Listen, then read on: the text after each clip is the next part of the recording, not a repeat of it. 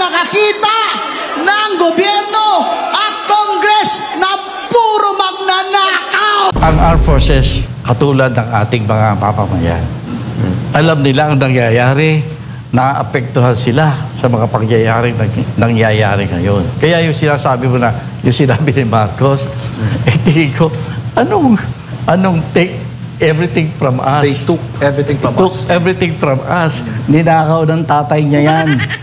Nakaw na dapat isoli sa bayan yan. Ang masamang nangyari sa nadidinig natin, at ako naniniwala sa mga naisisiwalat ngayon. Sa halip na magsoli, ay nagdagdag pa. Ito nga ho ang pag-uusapan natin ngayon mga ka-reaction update page. Nagsalita ho kasi ang former Chief Defense Norberto Gonzales. Ayan naman mga ka-update, narinig naman ho natin na itong admin ni Marcos Jr. ay mas malala pa ho sa kanyang ama na si Marcos Sr. Yung nakawan ngayon mga ka-update, harap-harapan na ho, milyong-milyong Pilipino ang nakakakita, ang nakakaalam. Mismo mga AFP, kapulisan, mga ka-update, alam ho nila yung nangyayari ngayon. Wala ho silang magawa. Di ba mga ka-update? Harap-harapan na ho tayong ginagago ng administrasyon ni Marcos Jr. Kaya mga ka-update, pakinggan ho natin itong naging pahayag ni former Chief Defense Norberto Gonzales dahil sobrang lala na ho ng ginagawang kaanimalan. Inililihis ho nila yung mga issue dito sa mga minority ng Senado. Bakit ho nila nililipat dyan? Yan ho ang gusto nilang kasuhan para ho mga ka-update, pagtakpan na naman yung ginagawa ho nilang issue. O para ilihis lang yung issue netong si Martin Luther King, si Marcos Jr. Inililigtas ho nila yung malalaki ho nilang amo. Dahil mga ka-update, pera-pera lang ho yung usapan dito. Ikaw ba naman ka-update? Sampalin ka ng 3 bagahe, 4 na bagahe, mananahimik ka talaga. Pagtatakpan mo talaga yung amo mo. Kaya mga update, pakinggan na ho natin ito. Rekta na ho tayo. Kung bago lang ho kayo sa ating channel, isang like, isang share, isang subscribe lamang ho. Malaking tulong na ho iyan. Sa pagdanakaw. Yan ay napakasakit at talagang sorry na lang ang si Ferdinand Marcos Sr. Binigyan ng taong bayad ang kanyang pamilya ng pagkakataon, napakalaki at napakagandang pagkakataon para linisin ang pangalan ng kanilang pamilya. O di ba mga kabit, binigyan ho ng pangalawang pagkakataon ng mga Pilipino etong Marcoses. Pero ano hong ibinalik sa atin mga kabit? Binalik ho nila mga kabit, pinatunayan ng Marcos Jr. na ito yung ginawa ng kanyang ama na nasa Guinness Book World of Records. Ano po ba yung nasa Guinness World Book of Records mga kabit? Yung pagnanakaw ho ni Marcos Sr. Pinatunayan ho talaga nitong si Marcos Jr. mga kabit na nasa dugo na ho, nasa lahi na ho talaga nila. Yung ganyang karakas, yung ganyang galawan. Mas malala pa nga daw ito kumpara sa kanyang ama mga kabit. Ano ho sa tingin nyo? Mas malala ba itong si Marcos Jr. mga kabit? Eh anong ginawa? Can you imagine? Tanggap ng buong Pilipinas at marami sa mundo na ang pinakakorap na gobyerno na nararanasan ng Pilipinas ay itong gobyerno ngayon. Paano bababawi ang dangal ng kanilang pamilya? Tingin nyo po ba, yung sa inyong forecast lang, no? Kasi marami nagsasabi na hanggat hindi daw bumababa o walang pagbabago, hindi daw hihinto ang rally na ito, bagkos paparami. Kasi yesterday umabot tayo, almost higit kumulang 700,000. Oo. Ano yung forecast po ninyo? Yung nakikita nyo sa isinasagawa natin mga rallies? Nadinig ko din yan kasi alam mo, last Sunday, umattend ako sa service ng Iglesia ni Cristo kasi inimbitahan ako. Kasi sabi nila, yung service last Sunday, ipapaliwanag ang biblical basis ng pag-rally nila. Umattend ako, nakinig ako. Ang ganda ng quotations from different sources sa loob ng Bible na ipakita nila yan. Kaya yan ang basis ng kanilang. Ang nakita ko lang doon, yung mga readings is all about leadership, about yung mga namumuno. Ano ang mga klase ng namumuno na dapat tanggalin? Ayun nakikita ko yun eh. Underlying sa mga binabasa yun yan. Kaya kahit hindi magsigawan ng Marcos resign, alam mo, hindi naman tanga ang mga taong bayan natin. Di ba? Mauunawaan nila yung basis and premise kung bakit nagkakaroon ng kanyang malawakang rally. Yan, naniniwala ako na pag sinabi ng Iglesia ni Cristo na hindi sila titigil, hindi talaga titigil yan. At saka yan pa nga lang kung isinagawang rally ng mga iglesia, mga kabdit, sapat na ho yan para malaman ng Pilipinas kung gaano kakurap yung gobyerno. Kasi nga mga kabdit, hindi naman ho mag-i-step up yung Iglesia ni Cristo kung wala ho sila nakikitang mali. Okay lang mga kabdit na namumuno sana si Marcos Jr. kung nagsiservisyo siya ng tama sa mga Pilipino. Kung hindi sana ho siya nagnanakaw at mga kabdit, higit sa lahat, kung hindi ho sana siya, alam nyo na ho, gumagamit ng paborito niyang Coca-Cola. Di ba? Okay lang ho sanang nakaluklok siya dyan kung nagsiservisyo sa mga Pilipino. Pero mga kabdit, malayo ho. Malayo ho ito sa pamumuno ni Pangulong Duterte. Noong nangangampanya pa lamang si Bongbong Marcos, mga kabdit, siniwalat na ho ni Pangulong Duterte, meron tatakbo na isa sa mga presidente, tatakbong bilang presidente, na gumagamit ng cocaine. Di ba? Doon pa lamang mga ka-update, nilahad na ho ni Pangulong Duterte yung malaking katotohanan. Doon pa lamang ho sana naging bukas na yung ating isipan na hindi na ho sana natin pinaluklok itong walang hiyang ito. Di ba? ayun, kung ano na yung mga individual, baka may nagbigay ng pera, may mga nangako, ganyan. Pero hindi, ang importante dyan, alam mo, sa nakikita kong yung nagtitrigger ng people power, napakalaking elemento yung ginagawa ng iglesia sa kasalukuyan. Maring hindi nila matapos. Pero magtitrigger yan ng sunod-sunod pa na mga activity. Kunyari sa November 30, nagpaplano naman yung nag-rally noong September 21. Ako, naniniwala naman ako na mas malaki yan sa September 30, sa November 30, mas malaki yan. At so on. No? Maliit, malaki, it doesn't matter. Ang importante, meron. Kaya ang taong bayan naman, kahit anong propaganda pa ang gamitin, dumadating yung puntos na nabuo na ang paniniwala mo eh. Ang taong bayan, buo na ang paniniwala na napakalaki ng korupsyon na nangyari sa gobyerno natin. Ang pinakamalaking korupsyon na naganap sa Pilipinas ay itong sa administrasyon na ito. Sabi yan ni Marcoleta, ni former Senator Drilon, di ba? Si Senator Drilon talagang alam niya ang politika. Nasabi niya, pambihira ito, iba na to. Sobra na. Iyan, pinaniniwalaan lahat ng taong bayan niya. Sek, para sa aking huling katanungan na lang, Sek. Ano ang tingin nyo na dapat na response ng ating Pangulo? Di ba nakikita mo, yung bayan mo, ganito na ang nangyayari. At least makapagsalita man lang. What do you think should be the response of the President of the current situation now, especially on the ongoing rallies? Ang tingin ko na dapat niya gawin, hindi niya gagawin sa tingin ko. Unang-una, sa halip na pag-aralan niya kung ano ang ginawa ng kanyang ama para mapigil ang pagbabago sa Pilipinas noong panahon niya, dapat ngayon, simulan niya, humingi siya ng tawad sa taong bayan. Na alam naman ng lahat na medyo malaking pagnanakaw ang nangyari noong panahon ng kanyang ama. Alam mo, yung yaman na yan, laging sinasabi itong eleksyon na may Marcos, hindi isusuli. Dadalhin sa sambayanan para gumanda ang bayan. May nakita ka na bang isinuli ng mga Marcos? Yun yung PCGG hanggang ngayon eh. Naghihirap pa rin. Hindi pa rin makita ang lahat kung nasaan ang itinagong yaman. Tapos ngayon may itinatagong bago. Sabi ko sana, magsimula. Tayong mga Pilipino, mapagpatawad tayo eh. Yeah. Umubigay na pa, umanin na tawad sa simula. Secretary, huli na lang.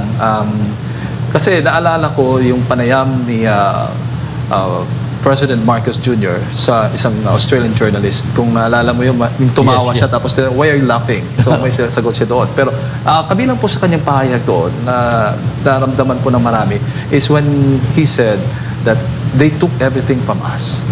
So from that point of view ng presidente, dahil sa kanilang past experience, alam natin, masaklap dahil pinatalsik ama niya, tapos nawala yung kayamanan niya. So, ang akala ng mga Pilipino na babawiin nila yung pangalan nila. Pero ang nangyari ngayon, naniniwala ka bang babawiin pala yung ginawa nila, ang ginawa ng gobyerno, ng taong bayan sa kanila nung nawala po ang kayamanan nila? Sa tingin mo, meron pong hinanakit, meron pong ganon na paghihiganti ang presidente natin ngayon? Ang alam ko sa Cebu, ayaw ko ngayon pero nung simula siya maging Pangulo, alam ko malaki ang tampo niya sa armed forces. Kasi isang armed forces sa nakita niya parang nagpalaya sa kanila. Di ba? Kaya may tampo yan. Kaya kung titignan mo din naman, bagamat nakikita natin ang Chief of Staff na panay na nagsasabi, follow the Constitution, etc., etc. Alam mo, ang armed forces, katulad ng ating mga mamamayan, alam nila ang nangyayari, naapektuhan sila sa mga pangyayaring nangyayari ngayon. Kaya yung sinasabi mo na, yung sinabi ni Marcos, tingin ko, anong take everything from us? They took everything from us. Took everything from us. Ninakaw ng tatay niya yan. Nakaw na dapat isoli sa bayan yan. Ang masamang nangyari sa nadidinig natin, at ako naniniwala sa mga naisisiwalat ngayon. Sa halip na magsoli, ay nagdagdag pa sa pagdanakaw. Yan ay napakasakit at talagang sorry na lang ang si Ferdinand Marcos Sr. Binigyan ng taong bayan ang kanyang pamilya ng pagkakataon, napakalaki at napakagandang pagkakataon para linisin ang pangalan ng kanilang pamilya. Eh anong ginawa? Can you imagine? Tanggap ng buong Pilipinas at marami sa mundo na ang pinakakorap na gobyerno na nararanasan ng Pilipinas ay itong gobyerno ngayon. Paano bababawi ang dangal? Isipin nyo na lang mga ka-update, kung nakaluklok itong si Marcos Jr. noong panahon ng pandemya, isipin na lang ho natin kung gaano kalala ang mangyayari sa mga Pilipino. Mas malala ho, kasi ho yung pangungurap ho nila mga ka-update, hindi ho natin matansya. Trilyon-trilyon ho yung nawawala. Isipin nyo pa ho, kung pandemya pa. Marami ho, siguro mga ka-update makakalahati ho yung Pilipinas. Makakalahati ho yun kung hindi ho si Pangulong Duterte nakaluklok noon. Di ba? Tsaka ito mga update, yung AFP, alam na ho nila yung ginagawa ng Marcos administration. Wala ho sila magawa dahil sumusunod sila dyan kay Brownie, kay John Vic, at sa mga matataas na posisyon dyan. Wala ho silang magawa kahit alam na mismo na sa kanilang sarili, tiwali etong admin ni Marcos Jr. Kailang pamilya. Yun po. Siguro, Secretary, ang inyong huling mensahe, paalala sa ating mga kababayan, lalo na doon sa mga nakikiisa ngayon sa 3-day anti-corruption rally. Masasabi ko lang sa mga kababayan natin, huwag tayong matakot o panghinaan ng loob. Marami ngayon na nagnanais na samantalahin ang damdamin ng sambayanan at sakyan ng people power para makabalik din sila o makapunta sa kapangyarihan. Huwag natin masyadong intindihin ang mga yan. Ang importante, yung sinasabing kailangan magkasundo-sundo ang lahat, hindi totoo yan. Pwedeng magtagumpay ang people power kapag ang mga nagkakaisang diwa ay nagsama-sama. Yun ang importante, yung mga nagkakaisang diwa. Ayun na nga mga ka-update, magtatagumpay daw ho itong people power kung magkakaisa ang mga Pilipino. Kaya mga update, susunod naman ho natin itong pagsasalita din ni Atty. Sa buhay na ito, former COMELEC Commissioner Rowena Guan. So ito mga update, rektahin na rin ho natin ito. Wag na ho nating patagalin pa. Ayan. matagal na rin ako sa politika. Sa tiyan pa lang ako ng nanay ko. Nag-commissioner na ako sa COMELEC. Ngayon lang ako nakakita ng gobyerno at Congress na puro magnanakaw. Mga kababayan, tayo ba ay nasa demokrasya? Tayo ba ay sa malayang bayan? Namili ba tayo noong nakaraang eleksyon? Pero tama ba ang mga ginagawa nila sa ating bayan ngayon?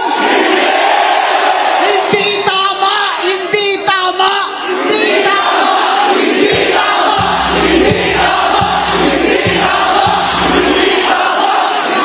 Kaya tayo nandito ngayon, naninindigan tayong lahat katungkulan ng mamamayan, hindi lamang sa ating saligang batas, kundi sa ating mga pamilya at sa future ng ating mga anak. Kung pinili natin ang demokrasya, tayo ay pinangakuan na sa demokratik na gobyerno ay mapapag-unlad ang ating bayan, mapapaaral ang ating mga anak, mabibigyan ng trabaho ang ating pamilya, ibibigyan ng hustisya pati ang mga mahihirap at walang magugutom, walang mawawalan ng bahay, at walang mawawalan ng pag-asa. Pero ngayon, ang mga pangyayari ay nakakawalang pag-asa. Hindi lamang sa pagmamahal ng Panginoon natin ay magsusurrender na sana ako. Walang pag-asa. Imbis na mag-surrender tayo, kailangan sumigaw tayo na ang karapatan natin sa isang malayang bayan na maunlad, na walang mga magnanakaw, ay karapatan nating mga Pilipino na magkakapatid, anuman ang ating relisyon. Ang kinabukasan ng ating mga anak ang mahalaga sa atin. Tingnan nyo ang ibang bansa. Tingnan nyo ibang bansa na 5 years ago lang ay nangunguna tayo sa kanila. Ngayon, nasa kulelat na tayo. Nasa ilalim na tayo. Turismo, kulelat. Edukasyon, kulelat. Employment, kulelat. Gross domestic product, deficit. Foreign direct investment, wala ng kapital na pumapasok. Kahit ano pa ang mga advertisement nila sa ibang bansa, wala nang gustong mag-negosyo na ibang bansa dito sa bayan nating minamahal. Dahil lamang sa isang tinaga, korupsyon. Sa korupsyon, ang Pilipino na dating tinitingala sa ASEAN na tayo'y magigiting na mga tao, tayo mga Pilipino hindi nagpapalupig sa mga banyaga, ay ngayon nagpapalupig ba tayo sa mga kawatan? Hindi tayo magpapalupig sa mga kawatan. Kaya tayo nag-arali ngayon para marinig nila tayo na hindi nyo pwedeng gawin ito sa amin na walang mananagot. Kailangan may mananagot. At kung sino man ang puno nito, kailangan siya'y managot.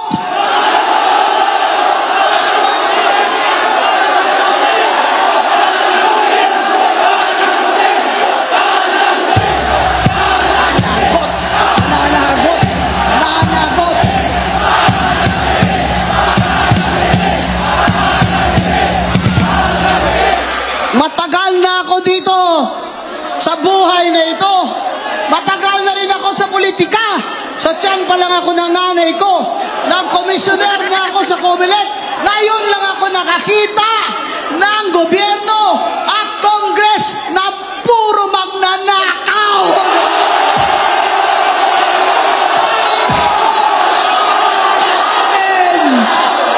Panginoon, maawa ka sa amin. Bakit humantong sa ganito? Sa panahon ng Pilipino ay halos wala nang makain 3 beses isang araw. Kalahati sa atin o 60 million ang nakakaranas ng gutom, habang ang mga buhaya ay pataba ng pataba.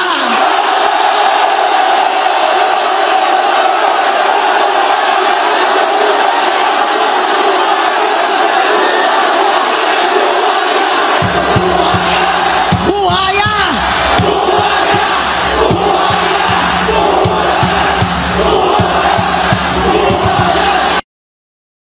Yun nga mga ka-update, no, yung naging mensahe nga ho ni Atty. Guanzon, nasa tiyan pa lamang daw ho siya ng nanay niya, nagtatrabaho na ho dyan sa gobyerno. Pero mga ka-update, ngayon niya lang daw ho naranasan yung ganyang katinding korupsyon. Kaya mga update, kung may komento, reaction ho kayo dito sa naging pahayag ni Atty. Guanzon, pag-usapan natin sa comment section. Pati ho, itong sinabi ni former Chief Defense Norberto Gonzales na mas malala ka pa sa tatay mo. Kaya mga update, dito na ho natin tatapusin ang ating reaction video.